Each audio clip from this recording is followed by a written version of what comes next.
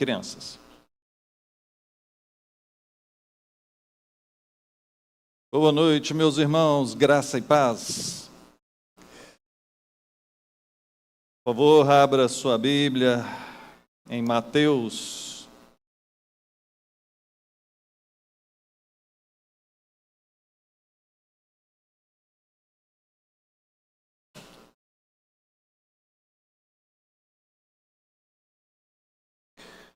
Mateus, capítulo de número 6.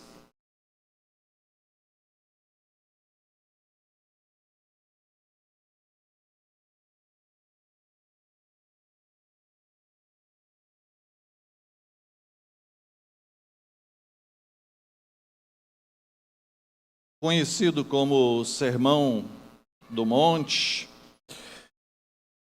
pega do capítulo 5 até o 7 de Mateus. Creio que eu já preguei quase todo ele, mas é uma profundidade tão grande dos ensinos de Jesus. Estarei lendo dos versos 5 até o 8, como se deve orar. E quando orardes, não sereis como os hipócritas, porque gostam de orar em pé nas sinagogas e nos cantos das praças, para serem vistos dos homens. Em verdade vos digo que eles já receberam a recompensa. Tu, porém, quando orares, entra no teu quarto e, fechada a porta, orarás a teu Pai que está em secreto, e teu Pai que vê em secreto te recompensará. E orando, não useis de vãs repetições como os gentios, porque presumem que pelo seu muito falar serão ouvidos. Não vos assemelheis, pois, a eles, porque Deus, o vosso Pai, sabe o de que tendes necessidade antes que lhe o peçais. Amém. Que o Senhor nos abençoe. Queridos, eu gostaria de falar sobre a questão da oração. Como pastor, nós sempre ficamos atentos em como que as pessoas estão, como que está o nosso relacionamento com Deus. E confesso que me preocupo, sim, com a questão da nossa espiritualidade. Ainda hoje pela manhã, conversando com uma pessoa, falando sobre esses tempos que temos vivido atualmente. Parece-me que depois da pandemia a situação complicou um pouquinho mais. É claro que em todas as épocas sempre teve aqueles que estão mais firmes em Deus, mais firmes na igreja, mais dedicados, uma vida mais santa, mais piedosa, e aqueles outros que nem tanto, vão assim levando mais ou menos, né? Sempre teve isso, mas como eu disse, parece-me que depois da pandemia isso se agravou um pouco mais. E por isso mesmo eu tenho falado de muito tempo para cá sobre esses temas das Escrituras que nos chamam a uma dedicação maior ao Senhor, a uma espiritualidade mais intensa. Um grande perigo ronda a cada um de nós, que é o perigo da religiosidade, de nos tornarmos meros frequentadores de igreja, a fazermos do exercício da nossa fé algo mecânico, algo frio, algo automático. Não deve ser assim.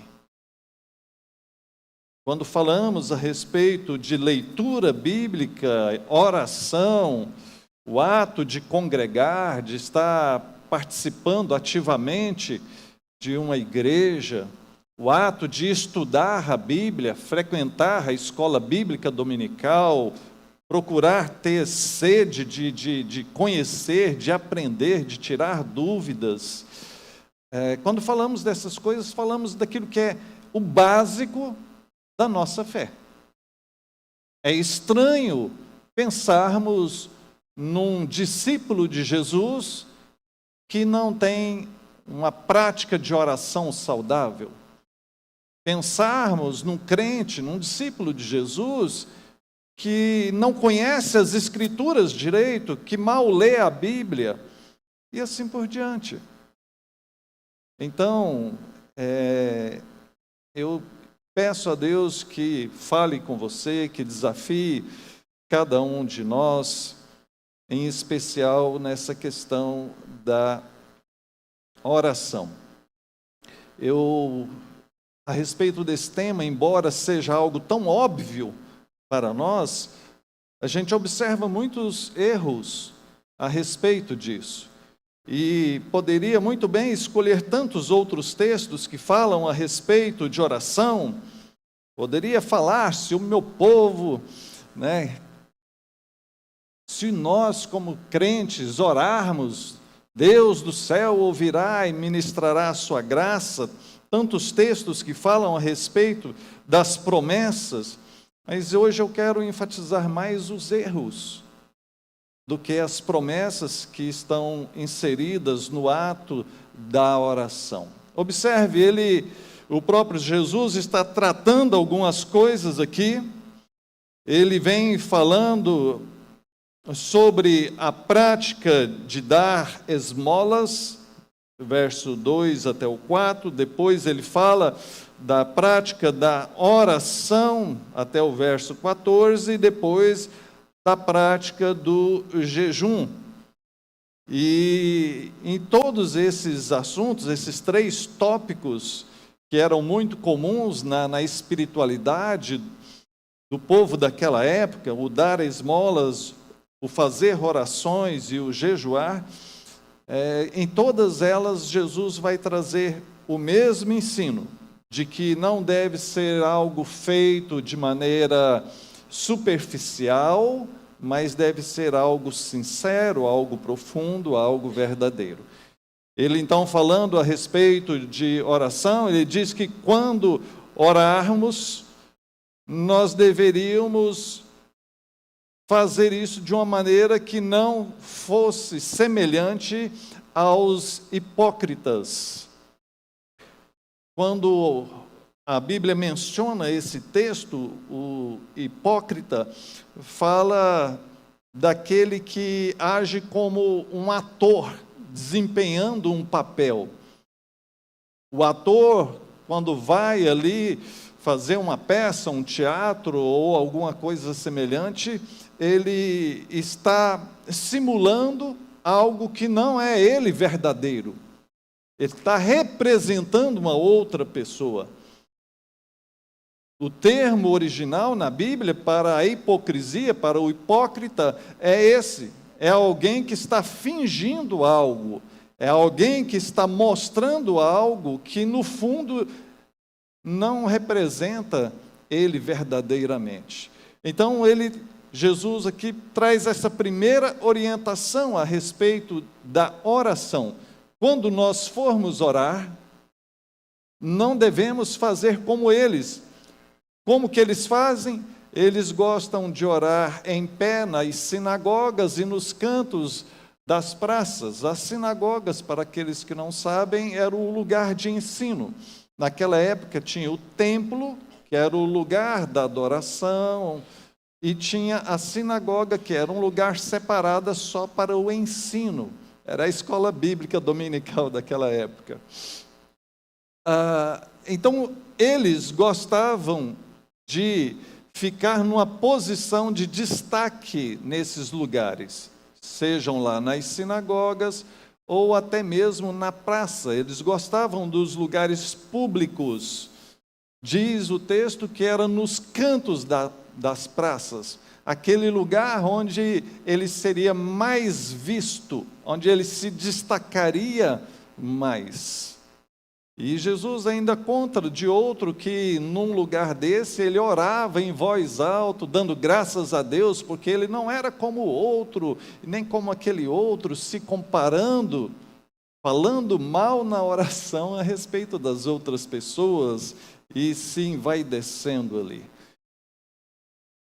Veja, diz o texto que eles faziam isso para serem vistos pelas pessoas. Então, claro, aqui nós temos notoriamente pessoas que estão fazendo apenas por aparência.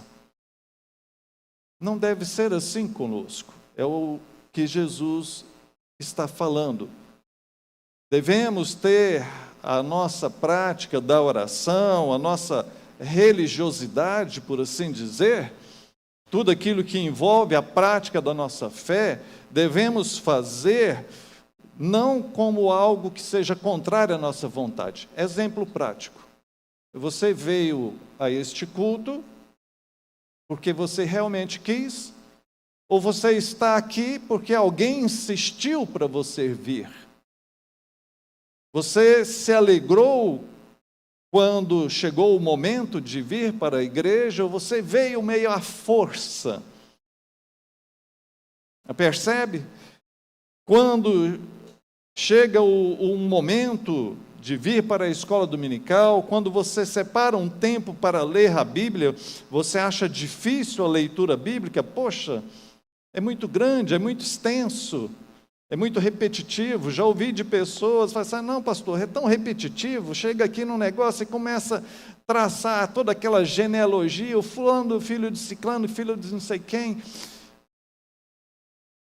Poxa, queridos, se está aqui registrado palavra de Deus, é porque o Senhor achou que isso era importante, era edificante para cada um de nós. Cuidado com os seus sentimentos, com aquilo que está no coração, porque você pode correr o risco de começar a fazer tudo isso de maneira mecânica, superficial, e acabar se tornando um hipócrita. Aquele que vive a sua fé apenas como algo social. É domingo, é dia de ir para a igreja, então vamos. Agora é momento dos cânticos, levanta e está cantando junto, mas nem prestou atenção no que a letra da música falava. Agora é momento da pregação, tem alguém à frente, tem um pregador falando, lendo a Bíblia e explicando, e talvez a sua mente está divagando, você está pensando no que tem que fazer amanhã.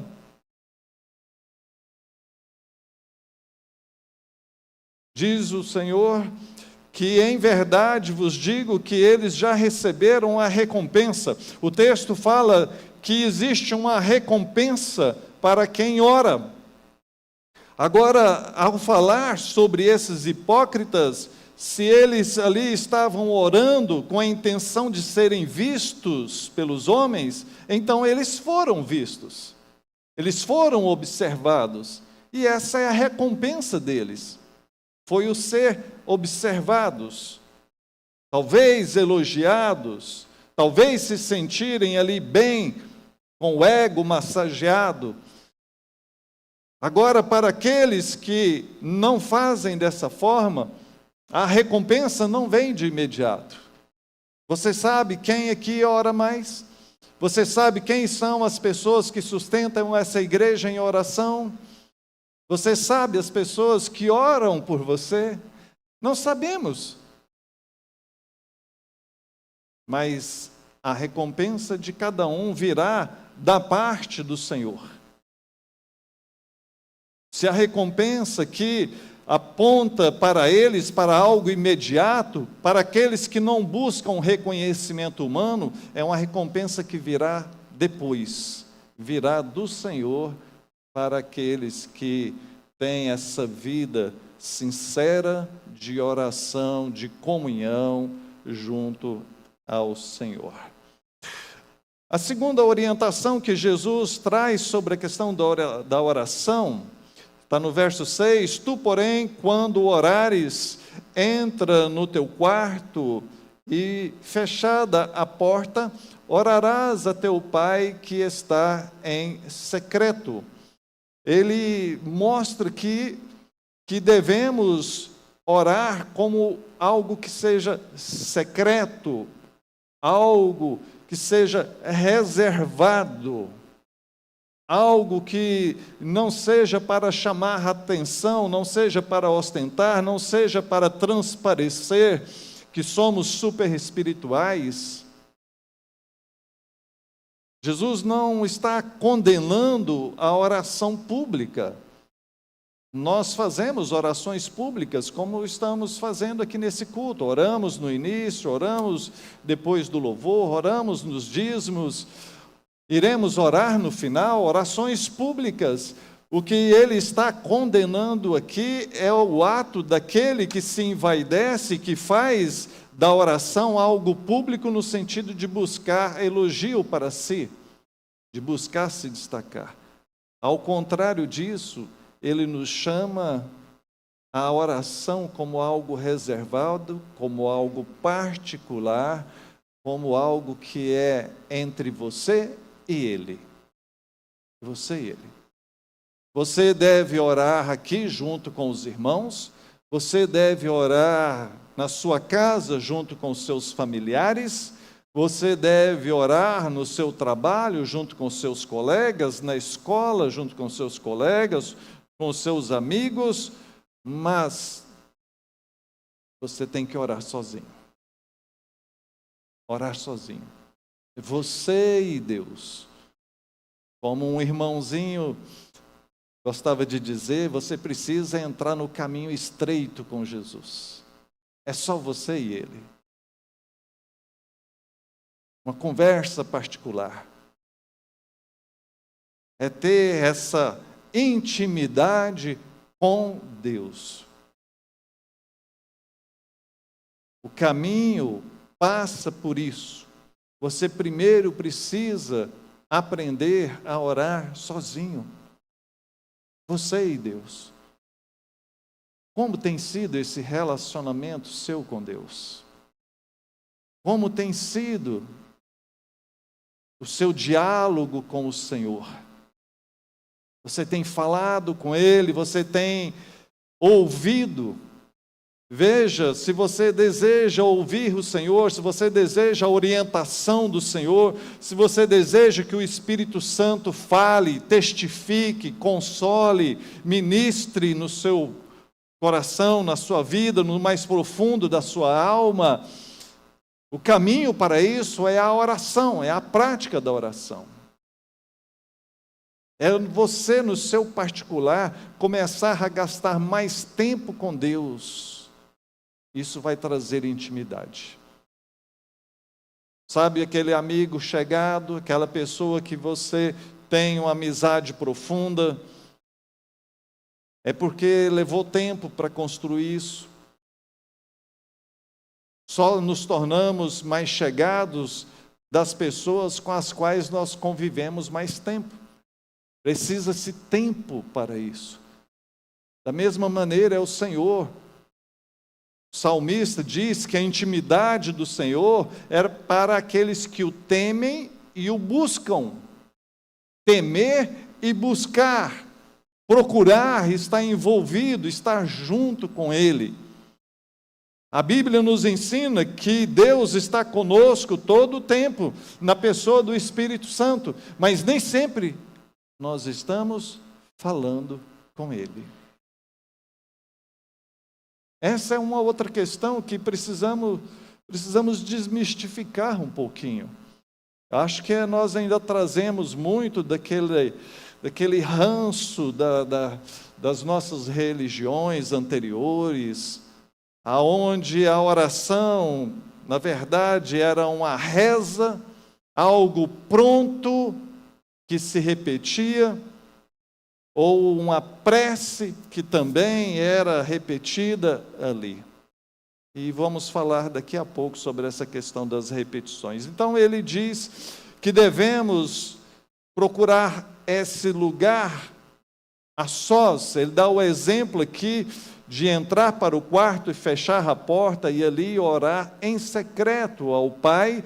E diz o texto: o teu Pai, o nosso Deus, Pai com P maiúsculo aqui, do Senhor, o Pai Celestial, Ele vê em secreto e Ele recompensará. Mais uma vez é trazido aqui para nós a questão da recompensa do Senhor. A Bíblia mostra que somos chamados a buscar a Deus em oração, a colocar diante dEle as nossas necessidades. E quando fala a respeito de recompensa, você pode pensar em várias coisas. O que você espera quando você ora? Quando você ora, você espera qual o resultado da sua oração? Boa parte das nossas orações são petições. Oramos pedindo algo a Deus. Então, esperamos com o resultado daquela oração que Deus nos conceda o que foi pedido. Mas a oração não é somente petição. A oração é a adoração. A oração é também a forma de nós adorarmos ao Senhor, de nós louvarmos ao Senhor. A oração é a forma de nós nos comunicarmos e assim estarmos junto a Ele. A oração também é intercessão, é clamarmos não apenas por nós, mas pelas outras pessoas, pela nossa igreja, nossa família, nossa cidade, nossa nação e todos aqueles que necessitam.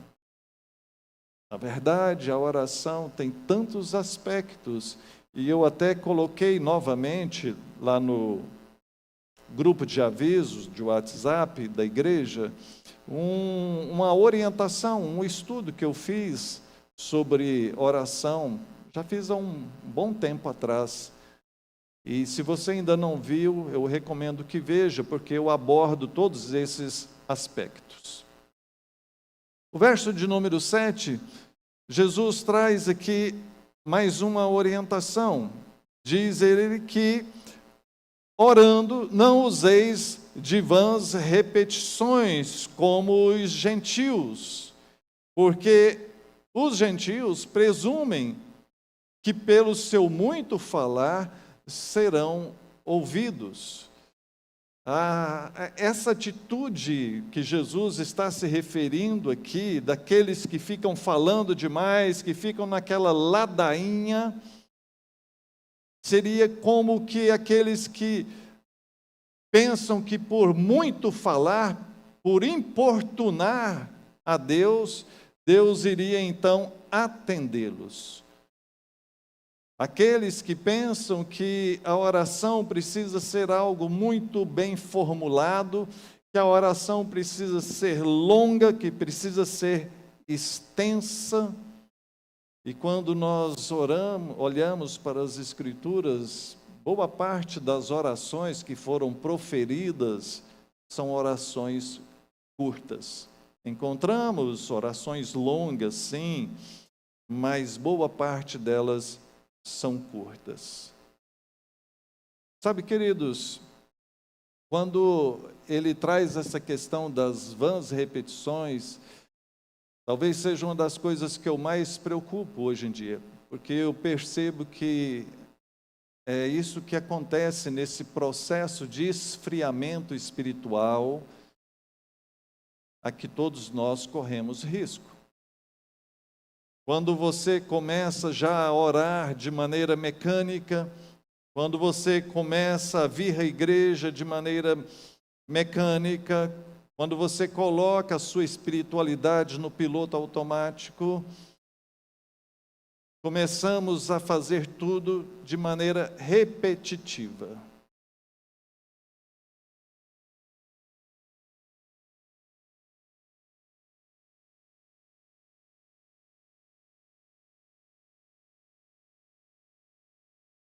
Espírito e em verdade. Adorar em espírito e em verdade aponta para algo profundo, para algo sincero, para uma entrega total. Eu estou aqui nesse culto, nesse exato momento, com todos os meus sentidos ligados, a minha mente, o meu coração, a minha atenção, a minha fé, cultuando ao meu Deus. Eu vim aqui para cultuar o Senhor, para orar, para ler a Bíblia, para cantar canções de louvores a Ele, para ter comunhão com os demais irmãos de fé. É fazer de todo o coração e não como algo rotineiro. Então, veja, ele traz essa palavra tão séria para nós, porque nós não podemos parecer com os gentios. Por muito tempo, fomos advertidos a não nos parecermos com os gentios, porque eles bebem, porque eles fumam, porque eles vivem na promiscuidade, e devemos sim evitar tudo isso. Mas você já pensou que às vezes podemos estar agindo como os gentios na prática da nossa fé? Fazendo isso como alguém que tem superstições?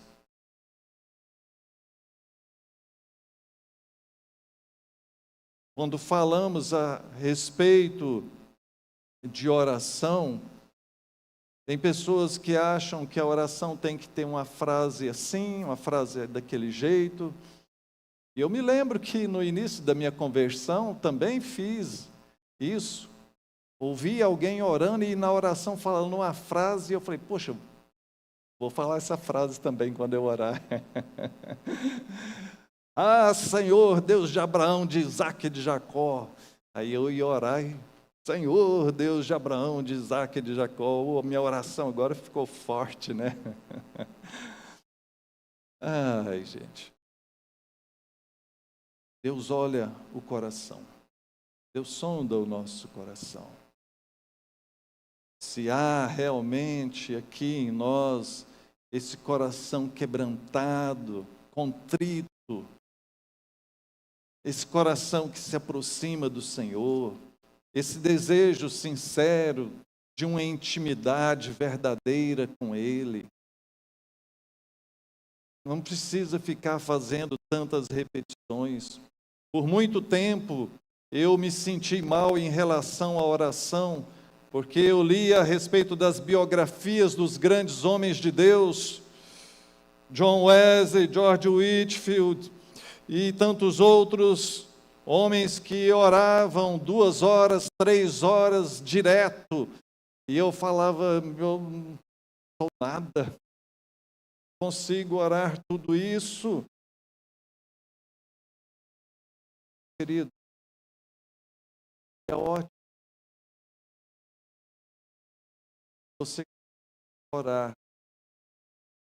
seja pouco tempo, mas que seja uma oração profunda, aonde você consiga esvaziar a sua mente e ter essa intimidade com o Senhor. Você saber que ali você está na presença dEle, que ao falar, ao orar, Ele está te ouvindo. E que naquele momento você vai desenvolvendo essa intimidade ao ponto de ouvi-lo também. A oração é essa via de mão dupla, quando nós falamos com Ele e Ele vai falando conosco. Pastor, como que Deus fala conosco na oração? É difícil explicar essas coisas, né? Às vezes, principalmente para as crianças. Não, mas como assim que Deus fala, pastor? No coração. A Bíblia diz que o Espírito Santo testifica com o nosso espírito que nós somos filhos de Deus. Às vezes você vai para a oração angustiado, preocupado, em dúvidas, receios, e você começa a orar e aquela paz do Senhor vai invadindo, vai tomando conta do seu coração. Aquelas dúvidas vão sumindo e vão surgindo ali novas perspectivas. De onde vem isso? É Deus falando com você naquele momento. Ele não precisa falar audivelmente como eu estou falando para vocês. Ele vai ministrando no seu pensamento, nas suas emoções, te direcionando, te aliviando, tirando o peso, trazendo a graça, a paz dele sobre você. Um hino antigo que diz: ó, quantas bênçãos nós perdemos só porque não levamos tudo a Deus em oração.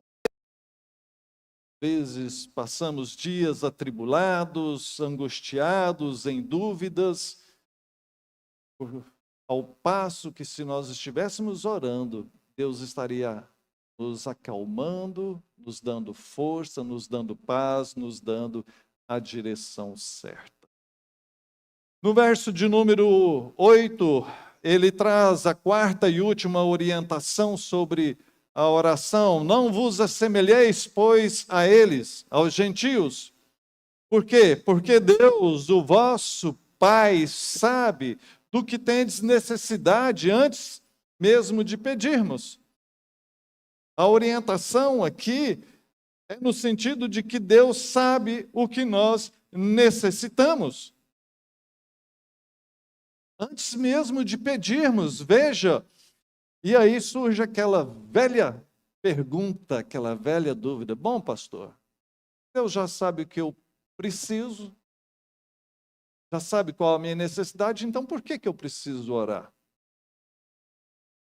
E emendamos a essa pergunta aquela outra mais grave ainda. Se Deus já sabe quem vai ser salvo, quem não vai ser salvo, por que a gente precisa evangelizar? E nós poderíamos até ajuntar aqui outras perguntas dessa maneira.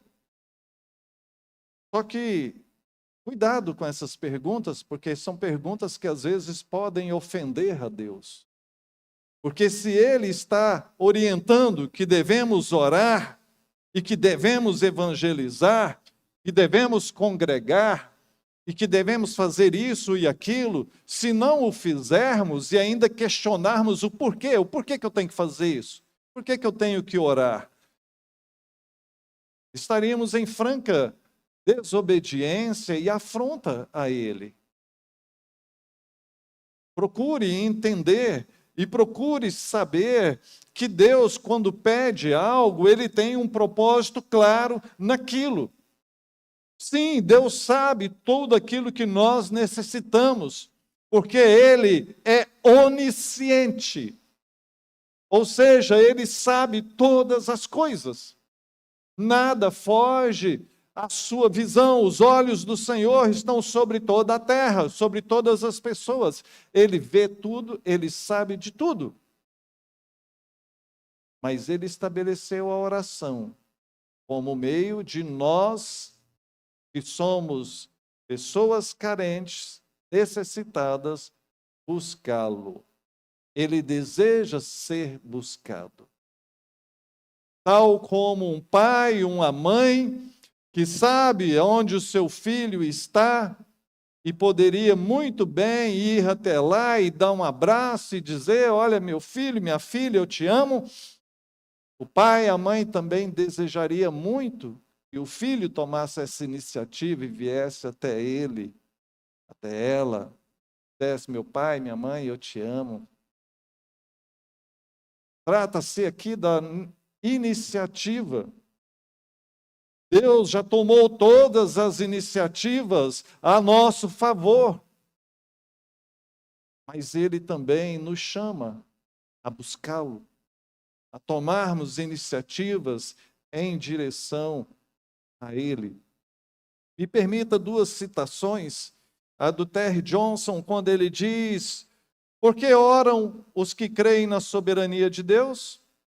E aí ele acrescenta: a oração é uma mudança, não da mente de Deus, mas de toda a nossa orientação, de uma concentração em nossas próprias preocupações para uma centralização em Deus, na sua glória e na sua vontade. Deus nos chama à oração, porque quando nós oramos, nós tiramos o foco do problema e colocamos o foco na solução. Está diante de mim um grande problema e está me angustiando esse problema. Então eu vou para a oração e eu oro porque eu creio, eu oro porque eu preciso, eu oro porque eu sei que Deus existe e Ele tem poder suficiente para transformar tudo aquilo. Agora eu ponho o foco na glória do Senhor. Deus mesmo é quem nos chama para a oração, para que nos desapeguemos da nossa vanglória, da nossa possível capacidade de resolver as coisas e nos concentremos nele.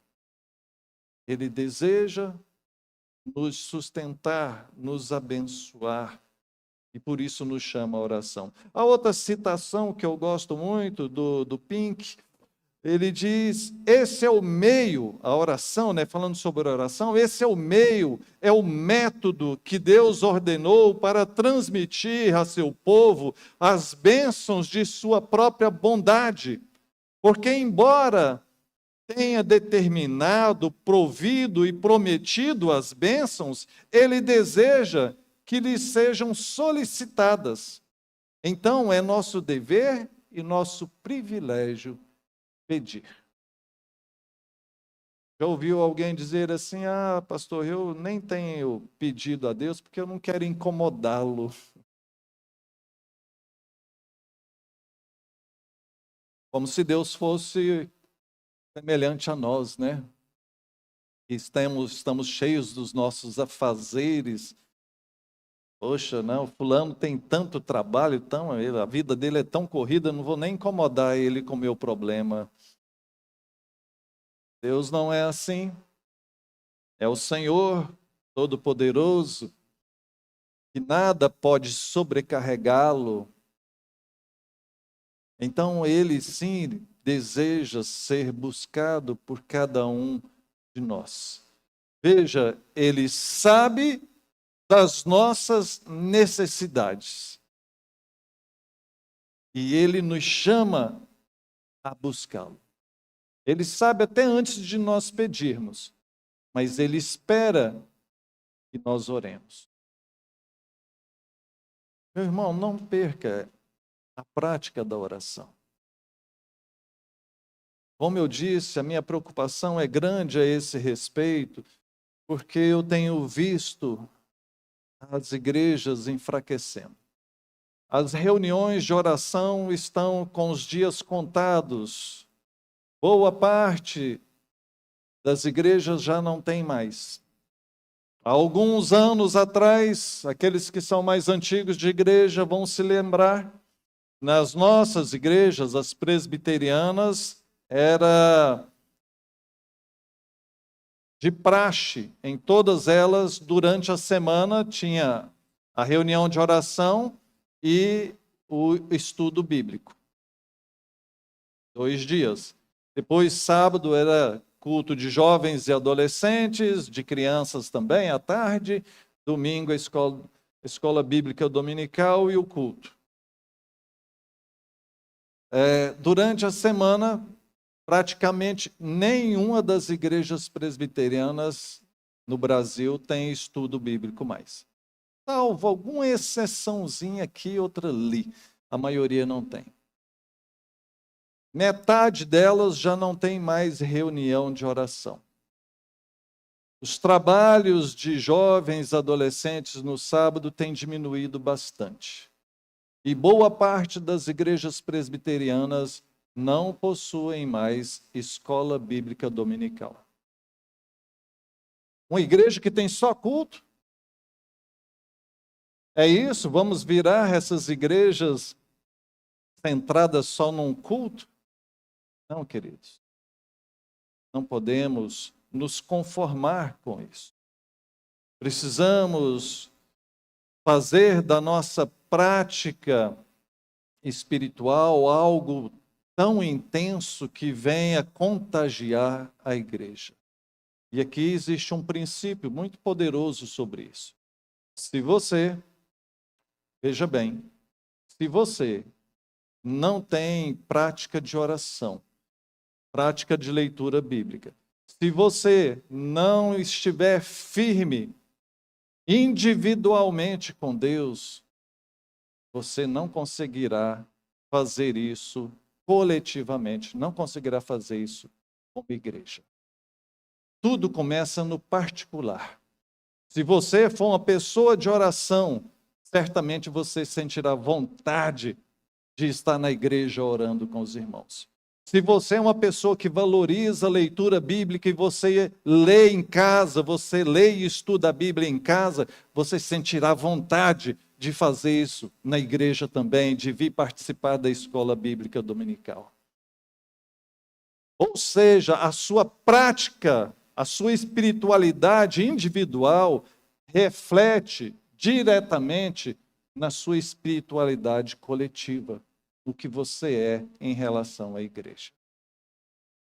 Então, busque ao Senhor. Não fique esperando pela igreja, não fique esperando para que a igreja faça algo sensacional, não fique esperando por um avivamento. A hora que tiver um avivamento na igreja, aí sim eu estarei firme com Deus, eu vou ser contagiado por esse avivamento e então a minha vida será só de bênção. Não. Você precisa de um avivamento pessoal. Você e Deus. Se acontecer um avivamento pessoal na sua vida, isso poderá contagiar outras pessoas, outras, e isso talvez se estenda para toda a igreja. Comece em você. Concluindo, não sejamos hipócritas na questão da oração. Procure ser um adorador sincero. Procure fazer da prática da oração algo verdadeiro, algo profundo, algo intenso, algo prazeroso. Bendita a hora da oração. Aquele momento que você deseja. Aquele momento gostoso de você estar a sós com Deus, falando com Ele. Aguardar a recompensa do Senhor. Não espere somente pelos resultados das suas petições. Pastor, já tem tantos anos que eu oro por isso, pela conversão do meu marido, da minha esposa, do meu filho, do meu parente e tal. Há tanto tempo que eu aguardo, que eu oro por tal situação e até hoje não aconteceu. Não foque apenas no seu pedido de oração. Se Deus não te concedeu ainda, é porque Ele sabe que você não está preparado para aquilo, ou porque ainda não é o momento certo para aquilo. Deus, o pensamento, a visão dele, o plano dele está muito além do nosso. Nossa visão é muito curta, muito imediatista, mas Ele é Deus que vê tudo, passado, presente, futuro. Ele sabe todas as coisas bem melhor do que você. Não usar vãs repetições, não ficar fazendo da oração como se fosse algo mágico.